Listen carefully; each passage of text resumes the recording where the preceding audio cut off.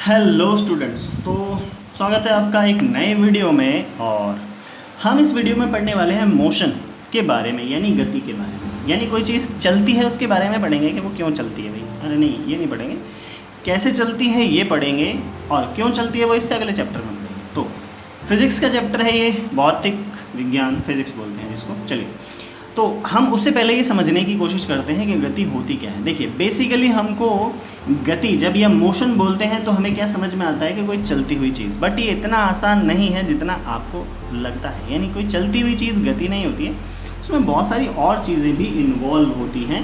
जैसे आप चलते हैं अगर, तो दो चीज़ें होती हैं। एक तो टाइम आपके साथ चलता है, यानी समय बढ़ता है। दूसरा, आप चलते हैं तो आप कुछ दूरी तय करते हैं।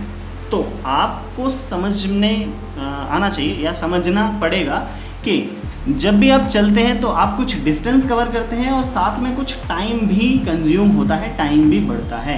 तो जो मोशन है वो इन दोनों ही चीज़ों से इंटर रिलेटेड है, यानी टाइम और डिस्टेंस से रिलेटेड है आपका motion.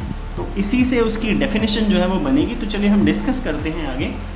In everyday life we see some objects at rest and other in motion. देखिए, रेस्ट और मोशन दोनों को समझने की कोशिश करते हैं। सबसे पहले रेस्ट समझते हैं क्या होता है। रेस्ट माने आप आराम करो, बेड पे पड़ जाओ, ऐसा रेस्ट नहीं होता है। रेस्ट का मतलब होता है रुकी हुई चीज़ ना। हमारे लिए रेस्ट वही होता है, बट साइंस की लैंग्वेज में अगर हम रेस्ट को देखेंगे तो रेस्ट का मतलब होता है रुकी हुई चीज़। जैसे ये पेंसिल रखी हुई है, अरे रुक जा, ये पेंसिल रखी हुई है, तो ये पेंसिल जो है क्या है, रेस्ट में है। यानी ये टाइम के साथ, टाइम तो बढ़ रहा है, देखो एक एक सेकेंड करके टाइम तो इंक्रीज होगा, बट टाइम के साथ ये अपनी पोजीशन को चेंज नहीं करेगी, तो ये रेस्ट में होगी। तो रेस्ट की प्रॉपर डेफिनेशन हम समझ सकते हैं कि कोई ऑब्जेक्ट टाइम के रिस्पेक्ट में अपनी पोजीशन को अगर चेंज नहीं कर रहा है तो वो रेस्ट में है। जैसे कि पेंसिल रेस्ट में है। अब अगर टाइम के बीतते हुए टाइम के साथ ये अपनी पोजीशन को चेंज करे, यानी इस जगह से इस जगह आए टाइम के साथ, तो हम कहेंगे कि ये मोशन में है, क्योंकि ये टाइम के साथ अपनी पोजीशन को चेंज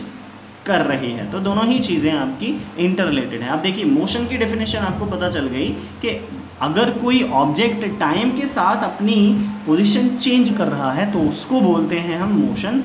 और कोई ऑब्जेक्ट टाइम के साथ अपनी पोजीशन को चेंज नहीं कर रहा, सेम पोजीशन पर है, तो उसको बोलेंगे रेस्ट। जैसे अभी आप टेबल चेयर जिस पर भी बैठे हैं तो आप अपनी पोजीशन को टाइम के रिस्पेक्ट में चेंज नहीं कर रहे हैं, इसलिए आप किस स्टेट में हैं, आप हैं रेस्ट की स्टेट में। चलिए, बर्ड्स फ्लाई, पक्षी जो हैं वो उड़ते हैं, मछलियाँ तैरती हैं। ये बताने की चीज़ है, जो खून है वो हमारी वेन्स और आर्टरीज में फ्लो करता है। कार मूव करती है, atoms, molecules, planet, star, galaxy, सब कुछ मोशन में है, सब कुछ घूमता है। We often perceive an object to be in motion when it changes position, it's position changes with time. हम प्रिसाइजली ये बोलते हैं कि जब भी कोई ऑब्जेक्ट अपनी पोजीशन को टाइम के रिस्पेक्ट में चेंज करता है तो हम बोलते हैं कि वो किस में है, मोशन में है, वो मोशन कर रहा है। However, there are situations where the motion is inferred through indirect evidences. अच्छा, कई बार ऐसा होता है कि जो मोशन है किसी चीज़ का वो हम डायरेक्टली नहीं समझ सकते, उसके लिए हमें कुछ इनडायरेक्ट रेफरेंसेस देखनी पड़ती हैं। जैसे आप एक बात बताइए, हवा दिखती है क्या? नहीं दिखती है, बट हम हवा चलती है तो है, ये तो सबको पता है कि हवा चलती है, बट हमें दिखाई नहीं देती। तो हवा हमें नहीं दिखाई देती, उसका रीज़न तो जो भी हो यार, रीज़न का नहीं पता हमको, बट हमें कैसे पता चलता है कि हवा चल रही है? तो वो हमें पता चलता है जब धूल उड़ती है, या फिर जब आंधी आती है जिसमें पेड़ों की पत्तियां हिलती हैं, उस केस में हमें पता लगता है कि हवा चल रही है। What causes the sunrise sunset changing the seasons. Sunrise sunset कैसे होता है, सीजन चेंज कैसे होते हैं? सीजन चेंज भी एक गति का उदाहरण है, मोशन का एग्जाम्पल है। तो ये सब कैसे होता है? तो भाई ये सब अर्थ के मोशन की वजह से होता है, क्योंकि अर्थ अपनी एक्सिस पर रोटेट करती है, उसकी वजह से डे नाइट, सनराइज सनसेट होता है। और क्योंकि अर्थ जो है सन के अराउंड भी रिवॉल्व करती है, इसलिए सीजन चेंजेस होते हैं। So is this due to the motion of earth? Yes, of course it is due to the motion of earth. And why don't we directly perceive the motion of earth? हम motion of अर्थ को directly क्यों नहीं देख पाते या क्यों नहीं समझ पाते? बिकॉज हमारे जो साइज़ है वो अर्थ के रिस्पेक्ट में बहुत छोटा है, तो इसलिए हम उस मोशन को प्रिसाइज नहीं कर सकते, रिसीव नहीं कर सकते। An object may appear to be moving for one person and stationary for the other. एक ऑब्जेक्ट एक आदमी के लिए मूविंग हो सकता है, दूसरे के लिए रेस्ट में हो सकता है। चलो एक्सप्लेन करते हैं इसको। मान लीजिए आप किसी बस में बैठे हैं, ठीक है, और बस में भरी हुई बस है, सीट्स पे भरी हुई है, बाकी तो खाली है, सीटें सारी भरी हुई हैं। तो अब होगा क्या कि अगर मान लीजिए आपसे आगे तीसरे चेयर पे या तीसरी सीट पर कोई व्यक्ति बैठा हुआ है अगर, तो क्या हो सकता है कि वह व्यक्ति, अगर उस व्यक्ति को कंपेयर करें, उस पर्सन को हम कंपेयर करें बस में बैठे हुए बाकी फेलो पैसेंजर्स के साथ, तो वो ऐसा तो नहीं होगा कि वो अपनी सीट पर उससे उछल के अगली सीट पे जाता है, फिर उससे उछल के अगली पे जाता है, उससे उछल के बगल वाली पे जाता है, ऐसा तो कभी नहीं होता ना। तो वो पर्सन क्योंकि अपनी पोजीशन चेंज नहीं कर रहा है किसी दूसरी फेलो पैसेंजर्स के रिस्पेक्ट में, इसलिए वो पर्सन रेस्ट में है अगर हम कंपेयर करेंगे उस पर्सन को बस में अंदर बैठे लोगों से। बट वहीं पर अगर हम उस पर्सन को कंपेयर करेंगे बस के बाहर खड़े किसी पर्सन से, बस के बाहर खड़े किसी आदमी से अगर उसको कंपेयर करेंगे, तो आप देखेंगे कि हर बीतते मिनट या हर बीतते सेकंड के साथ वह व्यक्ति, जो वो पर्सन जो कि बस के अंदर बैठा है, वो और दूर जाता है उस पर्सन के रिस्पेक्ट में जो कि बाहर खड़ा हुआ है, डिस्टेंस बढ़ती जाती है। तो इस केस में हम कह सकते हैं कि अगर हम कंपेयर करें उस बस वाले पर्सन को बाहर खड़े किसी पर्सन के साथ, तो वो मोशन में होगा। बट अगर हम उस पर्सन को बस के अंदर किसी पर्सन से कंपेयर करें तो वो रेस्ट में होगा। सो दोनों ही इंटर रिलेटेड टर्म्स हैं। It is according to the comparison, हम किस से कंपेयर कर रहे हैं उस चीज़ को, उससे डिपेंड करता है कि हम किसी चीज़ को मोशन में बोलेंगे या फिर रेस्ट में बोलेंगे। Most motions are complex. बहुत सारे मोशंस जो हैं वो कॉम्प्लेक्स होते हैं। कॉम्प्लेक्स इन द सेंस कि मोशन वैसे तो बहुत टाइप के होते हैं। स्ट्रेट लाइन मोशन होता है जब सीधी रेखा में या सीधी लाइन में चलते हैं कोई चीज़, जैसे चींटी चलती है, उसको स्ट्रेट लाइन मोशन बोलते हैं। दूसरा सर्कुलर मोशन होता है जब कोई पर्सन जो है वो सर्कल में मूव करता है, सर्कुलर पाथ में मूव करता है। और कुछ रोटेट करते हैं, घूमते हैं, जैसे पंखा घूमता है, पृथ्वी घूमती है, यानी अर्थ घूमती है। And a few other vibrate, जैसे कुछ वाइब्रेट करते हैं, वाइब्रेशन होता है, जैसे आपके फ़ोन में वाइब्रेशन होता है। वैसे बहुत सारी सिचुएशन ऐसी होती है जिसमें ये सारी चीज़ें इंटर कनेक्टेड या इंटर इन्वॉल्व होती हैं, आपस में कनेक्टेड होती हैं, या ये सारे मोशन एक साथ होते हैं।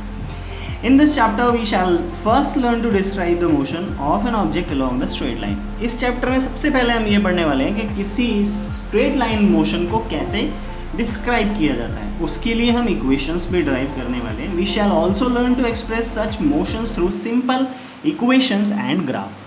सिंपल इक्वेशन से हम इस टाइप के मोशन को दिखाने वाले हैं। Later we shall discuss about circular motion. इसके बाद हम लास्ट चैप्टर के एंड में पढ़ने वाले हैं सर्कुलर मोशन के बारे में। चलिए एक एक्टिविटी की तरफ ध्यान देते हैं। Discuss whether the wall of your classroom at rest और मोशन। क्या आपके क्लासरूम की वॉल रेस्ट में है या मोशन में? तो भाई रेस्ट में है, वैसे तो है नहीं, चलती फिरती तो है नहीं। Have you ever experience that the train in which you are sitting appears to move while it is in rest? क्या आपने कभी ऐसा ऑब्जर्व किया है कि जिस ट्रेन में आप बैठे हैं वो रुकी हुई है पर फिर भी वो आपको चलती हुई लगती है? तो ऐसा होता है, बताता हूँ कैसे होता है। मान लीजिए आप किसी ट्रेन में बैठे हुए हैं, वो रुकी हुई है और उसके सामने से कोई दूसरी ट्रेन गुजरती है जो कि चल रही है, गुजरती है, चलते हुए गुजरती है। जब आप उस चलती हुई ट्रेन को देखेंगे तो आपको ऐसा लगेगा कि आपकी खुद की ट्रेन भी उससे अपोजिट डायरेक्शन में चल रही है, जबकि आपकी ट्रेन जो है वो रेस्ट में होती है। ऐसा इसलिए होता है क्योंकि जो सामने जो आपकी ट्रेन गुजर रही है वो आपकी ट्रेन के रिस्पेक्ट में हर सेकंड में कुछ डिस्टेंस ट्रैवल कर रही है, यानी वो मूव कर रही है, इसलिए आपको लगता है कि आपकी ट्रेन जो है वो चल रही है। ये कंपैरिजन का कॉन्सेप्ट है, जैसे मैंने अभी आपको एक्सप्लेन किया था कि अकॉर्डिंग टू द कंपैरिजन हम किससे कंपेयर कर रहे हैं, हमारा ऑब्जेक्ट रेस्ट में होगा या मोशन में होगा। इसका एक और एग्जांपल मैं आपको समझाता हूँ। आप सोचिए कि आप किसी बस में बैठे हैं और जैसे जैसे बस आगे बढ़ना शुरू करती है, आप देखते हैं कि आपके साइड में, रोड के बगल में जो पेड़ लगे हुए हैं, वो पेड़ आपसे अपोजिट डायरेक्शन में चलना शुरू कर देते हैं जैसे आपकी बस चल रही होती है।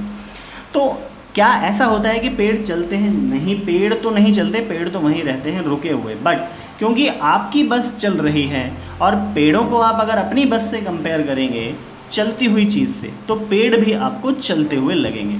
इसका एक और एग्जांपल मैं आपको समझाने की कोशिश करता हूँ। जैसे आप जहाँ भी जाते हैं, आपको सन, दिन में सन और रात को चांद जो है वो आपके साथ साथ चलता हुआ लगता है। पर क्या ऐसा होता है कि वो आपके साथ साथ चल रहा है? नहीं, क्योंकि आप मोशन कर रहे हैं और आप खुद के मोशन के कंपैरिजन में किसी दूसरी ऑब्जेक्ट को ऑब्जर्व करते हैं, तो वो आपको चलती हुई दिखाई देती है।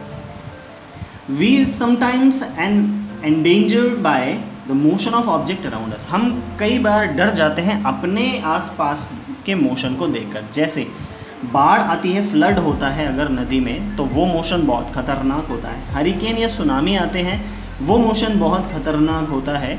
तो ये मोशन हमारे लिए डेंजरस भी होते हैं। और कुछ मोशन जिनको हम कंट्रोल कर लेते हैं, वो मोशन हमारे लिए हेल्पफुल भी होते हैं। For example flowing water. अब फ्लोइंग वाटर को आपने कंट्रोल करके डैम में बनाया और डैम बनाकर हम उस फ्लोइंग वाटर को कंट्रोल कर सकते हैं और उसको कंट्रोल करके हम वहाँ से इलेक्ट्रिसिटी जनरेट करते हैं। हमारे घरों के लिए हमारे पावर प्लांट्स जो हैं इलेक्ट्रिसिटी जनरेट करते हैं। तो इस तरीके से हमने देखा कि मोशन के कितने टाइप होते हैं, कैसे उसको प्रिसाइजली समझा जा सकता है, और आपने मोशन की डेफिनेशन भी देखी।